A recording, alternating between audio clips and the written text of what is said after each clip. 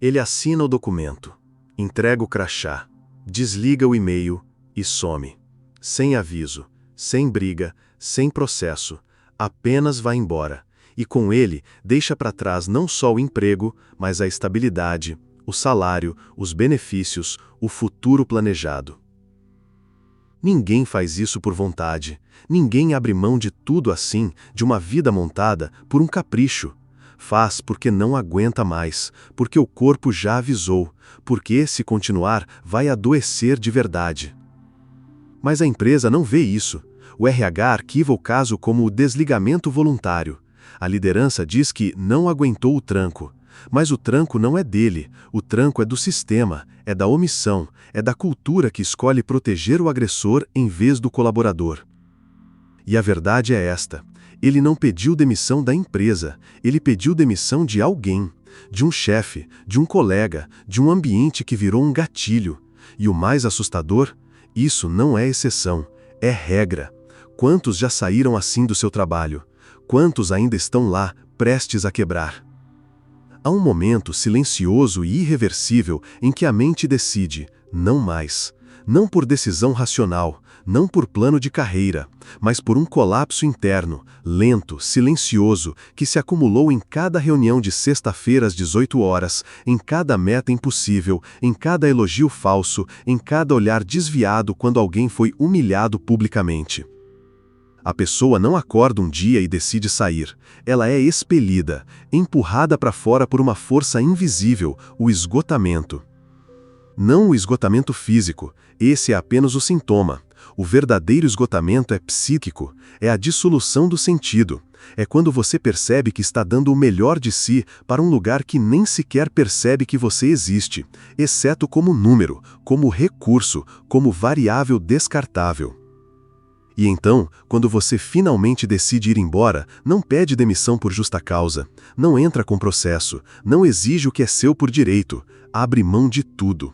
E isso, para o sistema, é sinal de fraqueza. Não aguentou, dizem, faltou resiliência. Mas a verdade é outra, ele aguentou demais. Aguentou o chefe que disfarça a humilhação de feedback, o colega que sabota e é promovido, a meta que é um abuso disfarçado de desafio. Aguentou o silêncio do RH que finge que não vê, que não ouve, que não tem responsabilidade. Aguentou o discurso de alta performance enquanto via colegas sumirem um a um, sem que ninguém perguntasse o porquê.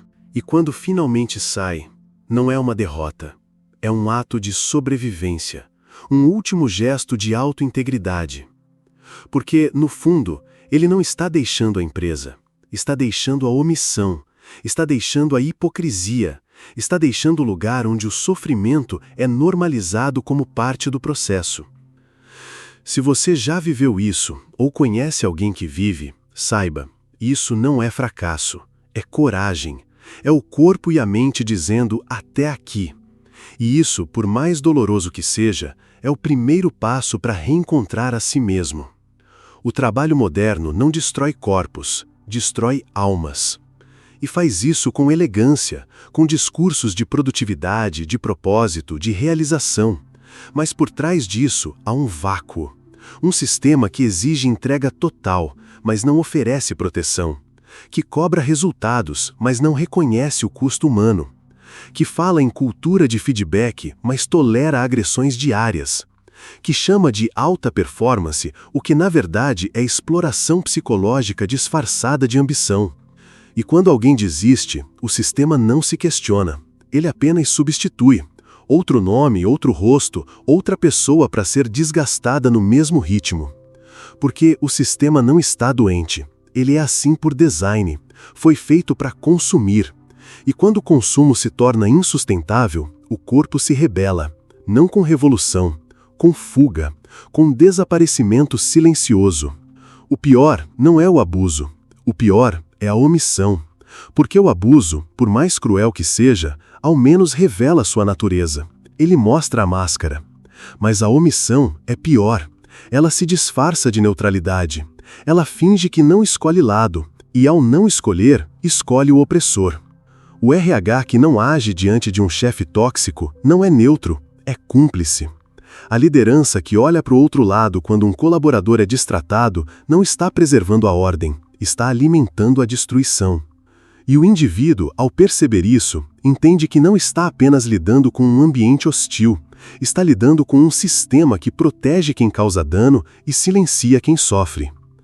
Nesse momento, a lealdade se inverte.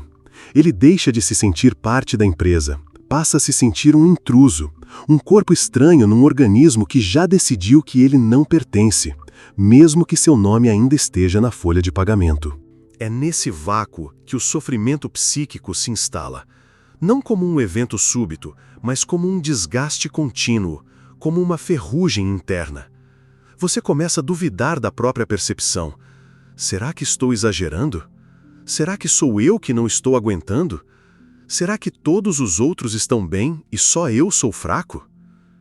Essa dúvida não é acidental, é produzida. É um dos mecanismos mais eficazes do controle psicológico, fazer a vítima duvidar da própria dor. E quando isso acontece, o colapso não é mais uma possibilidade, é uma consequência. Porque enquanto você acredita que o problema é seu, você não pode mudar o ambiente, pode apenas mudar a si mesmo. E no limite, a única mudança possível é sair, não por escolha, mas por necessidade, como quem foge de um incêndio, não porque quer, mas porque o ar já não dá para respirar. A tragédia é que, quando a pessoa finalmente vai embora, o sistema não aprende, não reflete, não muda, apenas arquiva. Desligamento voluntário, abriu mão dos direitos, não deu certo.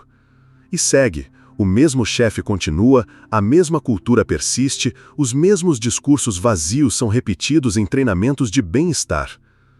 E novos colaboradores chegam, cheios de esperança, de energia, de vontade de provar valor, sem saber que estão entrando num sistema que não foi feito para cuidar, mas para extrair. Um sistema que não mede o custo humano das metas, porque o humano não está no balanço, está no relatório de turnover. E mesmo assim, o número é analisado não como um sintoma, mas como um dado estatístico, rotatividade dentro do esperado. Como se fosse normal que pessoas saiam com depressão, com ansiedade, com traumas não diagnosticados, porque o ambiente as transformou em sobreviventes, não em profissionais. E o mais cruel, muitos que saem não são vistos como vítimas, são vistos como fracassados. Não aguentou a pressão, faltou foco, não era feito para o mercado. Ninguém pergunta o que a pressão escondia, ninguém investiga o que o foco exigia. Ninguém reconhece que o mercado, em muitos casos, é um campo de batalha psíquico disfarçado de oportunidade. E que sair dele, em certos momentos, não é derrota, é resistência. Resistência ao esmagamento da alma, resistência ao apagamento da subjetividade, resistência à ideia de que você é apenas um recurso, um número, uma máquina de produtividade que deve funcionar sem falhas, sem dor, sem limites. Há uma ilusão poderosa no mundo do trabalho, a de que o sofrimento é individual, que se alguém não aguenta, é problema dele, que cada um tem sua resiliência. Essa ideia é conveniente, porque enquanto o sofrimento for visto como falha pessoal, ninguém precisa questionar o sistema. Enquanto a depressão for diagnosticada como desequilíbrio químico e não como resposta racional a um ambiente insano, o sistema permanece intocado. A empresa não se pergunta, por que tantos estão adoecendo? Em vez disso, pergunta, por que esse aqui não aguentou? E com isso, transfere toda a responsabilidade para o indivíduo, transforma a vítima em culpada e o colapso psíquico em fraqueza moral. Mas o que acontece quando várias pessoas, independentes umas das outras, começam a sair da mesma maneira? Quando o mesmo padrão se repete, silêncio, esgotamento, renúncia, desaparecimento, sem que ninguém levante a voz. Isso não é fraqueza, é sintoma. E sintoma coletivo não é acidente, é estrutura. É sinal de que o ambiente não está doente, ele é doentio por natureza. Um sistema que exige entrega total, mas não oferece proteção. Cobra resultados, mas não reconhece o custo humano. Fala em propósito, mas trata pessoas como descartáveis. Esse sistema não produz apenas resultados, produz traumas, produz cicatrizes invisíveis, produz ex-colaboradores que carregam dentro de si a sensação de que falharam, quando na verdade foram abandonados. Carl Jung já dizia que o sofrimento não vem apenas da ausência, mas da presença do errado. Não é só o que falta que destrói, é também o que está lá, mas não deveria estar. Um chefe que humilha, um colega que sabota, um RH que omite, um discurso de alta performance que mascara a exploração. Essas presenças, repetidas dia após dia, vão corroendo a subjetividade. Você começa a perder a sensação de quem é, deixa de confiar na própria percepção, deixa de acreditar que merece respeito. E, no limite, deixa de acreditar que merece existir ali. Não porque você é inadequado, porque o ambiente é incompatível com a dignidade humana. E quando isso acontece, a saída não é desistência, é um ato de autoconservação, é o último gesto de quem ainda se reconhece como sujeito, e não apenas como recurso. A tragédia maior, no entanto, é que muitos que saem carregam consigo a culpa. Acreditam que deveriam ter aguentado mais, que poderiam ter sido mais fortes, que, de alguma forma, traíram a si mesmos. Mas a verdade é outra, eles não traíram nada. Eles obedeceram a um instinto mais antigo que qualquer contrato, o instinto de sobrevivência. O corpo sabe quando o ambiente é tóxico, antes da mente, antes da razão. Ele avisa com insônia, com ansiedade, com dores sem diagnóstico, com um vazio no peito que não passa. E quando o corpo fala, a alma escuta. E se a alma continuar sendo ignorada, ela se retira, não dramaticamente, silenciosamente, como quem desliga um interruptor. E quando isso acontece, não adianta mais treinamento de resiliência, não adianta mais coaching, porque o problema não é a pessoa, o problema é o lugar. E é aqui que a ética do trabalho precisa ser repensada, não como produtividade, não como entrega, não como metas, mas como cuidado, como proteção, como reconhecimento de que o ser humano não é uma máquina, que tem limites, que precisa de sentido, que não pode ser reduzido a um número no relatório de desempenho. Um ambiente saudável não é aquele onde todos aguentam. É aquele onde ninguém precisa aguentar. Onde o sofrimento não é normalizado. Onde o RH não é um departamento de controle, mas de escuta. Onde a liderança não é autoritária, mas acolhedora. Onde a meta não é alcançada sobre os ossos dos colaboradores, mas com eles, por eles, para eles. O silêncio é a arma mais poderosa do sistema tóxico. Não o grito, não a humilhação, não a pressão. O silêncio. Porque o grito pode ser contestado, a pressão denunciada, mas o silêncio, ele se disfarça de neutralidade, ele não diz nada e por isso diz tudo. O silêncio do RH diante de um relato de assédio, o silêncio do colega que vê o outro sendo destratado e não reage, o silêncio da liderança que ouve o pedido de ajuda e responde com um "vamos conversar depois", que nunca acontece. Esse silêncio não é ausência, é escolha, e é uma escolha que reforça o poder do opressor e aniquila a coragem da vítima. Porque, quando ninguém fala, a mensagem é clara: isso aqui é normal, você que precisa se adaptar. E é nesse vácuo que a pessoa começa a se desfazer. Não de uma vez, em fragmentos. Primeiro, perde a vontade de falar. Depois, a vontade de existir ali. Depois, a vontade de existir. Ponto. Ela ainda vai ao trabalho, ainda responde e-mails, ainda entrega resultados, mas por dentro já não está presente. É um fantasma executando tarefas, um corpo que se move por automatismo, enquanto a alma se retira, pouco a pouco, como quem abandona uma casa prestes a desabar. E quando finalmente decide sair, não é um rompimento, é um colapso, um desfecho inevitável de um processo que começou muito antes, na primeira vez que calou, na primeira vez que duvidou de si, na primeira vez que aceitou que era só isso que tinha direito. Mas o que acontece com quem fica? Com os que assistem aos outros partirem, um a um, e continuam ali, fingindo que está tudo bem? Eles desenvolvem uma forma sutil de trauma, o trauma do sobrevivente, Aquele que permanece não porque aguenta mais, mas porque não pode sair, por dívidas, por família, por medo. Ele vê os colegas sumirem, com depressão, com burnout, com diagnósticos de ansiedade e não diz nada. Porque falar é perigoso, porque falar pode ser o próximo nome na lista. É por isso que, quando alguém finalmente vai embora, não é apenas uma perda para a empresa. É um espelho, um reflexo do que o ambiente se tornou.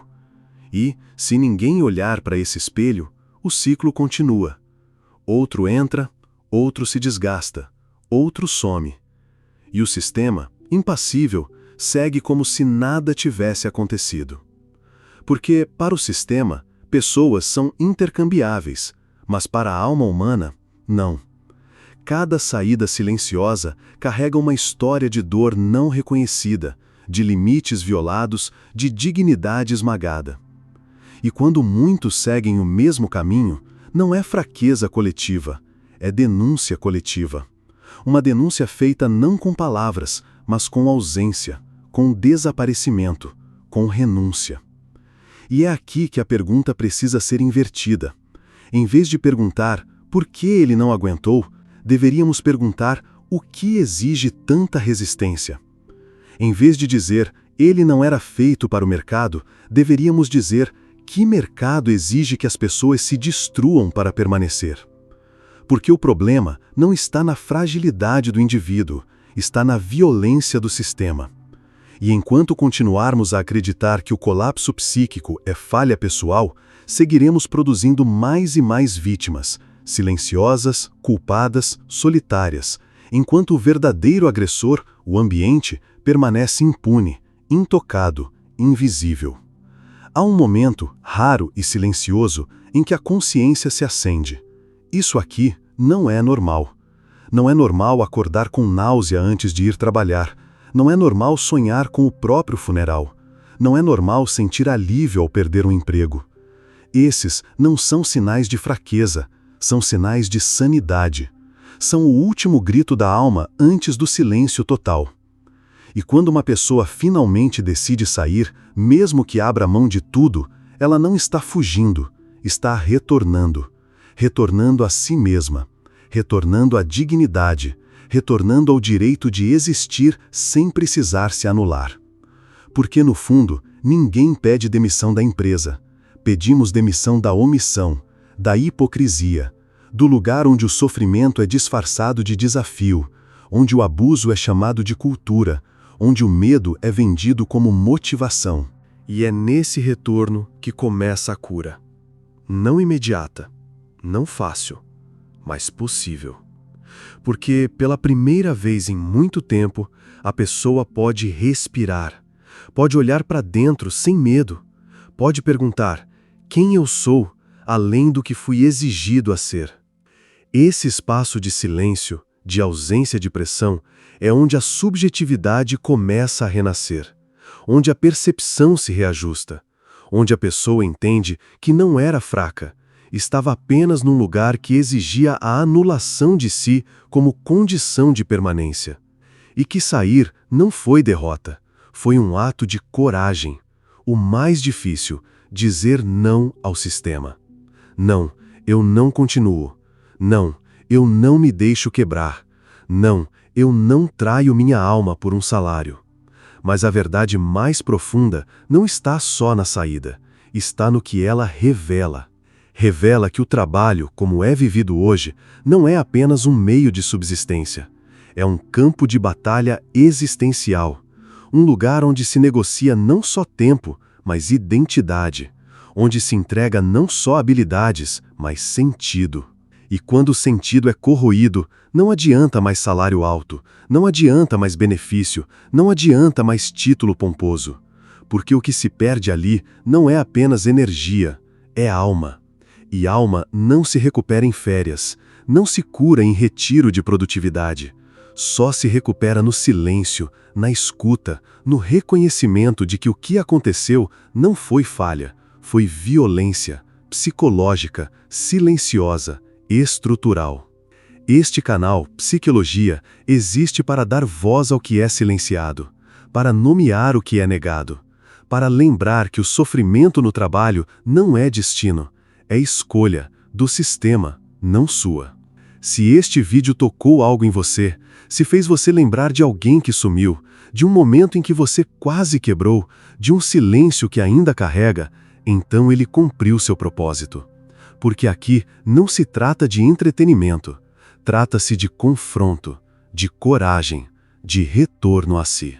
Se você sente que há mais por trás da vida cotidiana, se questiona sobre o porquê da dor, da repetição de padrões, da sensação de estar perdido, então este espaço é para você. Inscreva-se no canal Psicologia. Ative o sininho para não perder os próximos vídeos, onde vamos continuar explorando as profundezas da mente, as sombras do ser e os caminhos para o despertar. Deixe seu comentário, não precisa ser longo, basta uma frase. Já vi alguém sair assim? Fui eu, ou ainda estou lá. Compartilhe este vídeo com alguém que precise ouvir isso agora, porque às vezes uma única palavra, no momento certo, pode fazer alguém se sentir visto. E ser visto, nesse mundo de omissões, é o primeiro passo para voltar a existir. Inscreva-se agora e vamos juntos nessa jornada.